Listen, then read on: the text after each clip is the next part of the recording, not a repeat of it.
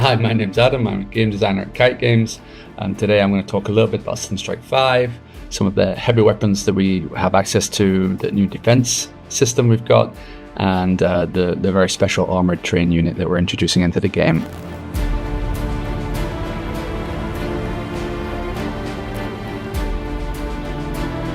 Of course, with Sunstrike 5, a large part of combat revolves around how you use your units, and that can mean the light tanks and the artillery and the infantry, but it also means how you're making the most of your most powerful units, the heavy weapons that you have access to. On the lowest level, this means the heavy tanks, which of course they're returning. Many of those are returning from Sunstrike 4, such as the German Tiger tank, or the Soviet KV-1, the American Pershing, or the Super Pershing. We have these heavy tanks, which are obviously later towards the game as the war proceeds on. But it's important to understand how you're using those, because they're very limited in how many you can have access to at any one. So the heavy tanks, you actually can only access those through the railway checkpoints. If you were to capture a military checkpoint at the edge of the map, you won't be able to have access to the heavy tanks. So you're going to have to only access the train stations, so you can order those heavy tank reinforcements in. And even then, often in most missions, they're restricted because they're so powerful.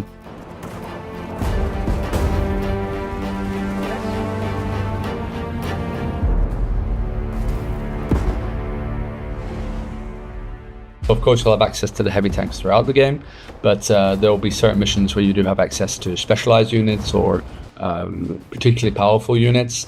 One example is on the Battle of Sevastopol.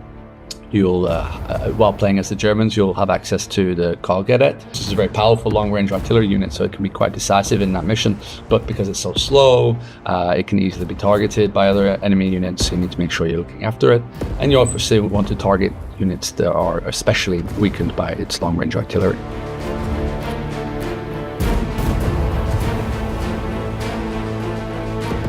Not all the heavy weapons are just defensive units. Some of those, for example, Maxim Gorky is one of the more powerful defensive units we have. It's available on Sevastopol for the Soviet side, and you'll be able to use that to kind of pick apart the attacking German forces from a great distance.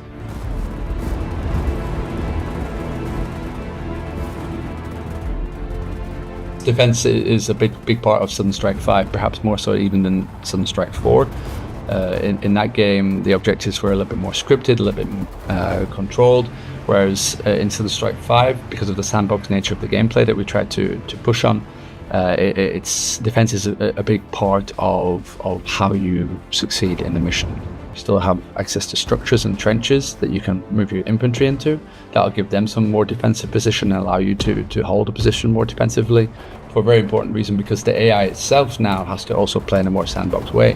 So unlike Sunstrike 4, where the AI was always working to achieve a specific target or goal, here in Sunstrike 5, they're more kind of prioritizing objectives and locations and positions based on the state of the player's progress. So if you've captured a radar station, that might be, in that particular mission, an important target for the AI, and knowing that they're going to try to come and recapture that basically allows you to build a strategy around that. Do I want to hold on to that position? Is that position important for me to spend my units, my resources on?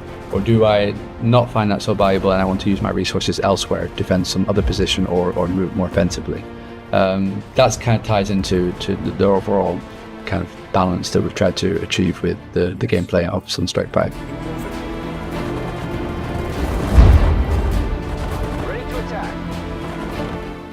One of the more exciting new units that we have access to in some of the missions on the game is an armored train. This is a controllable unit that you can guide around the rails on the missions that is available. We try to keep these historically accurate, so they're machines, they're weapons that would be built in the way that they were during the time. One example, to use Sevastopol, is the Green Ghost, which was quite a famous train from the Soviet side. They were using that during the defense of Sevastopol to cause a lot of damage to the attacking Germans, and it was quite infamous for the German side. Because of the limitations of the maps and the fact that it can only travel on the train tracks, you have to essentially use your other units, your other ground units, to ensure that the train can move through safely. So it might be that there are switch POIs. These are buildings that you can capture that allow the train to move through. The enemy is controlling those, then you can't move through.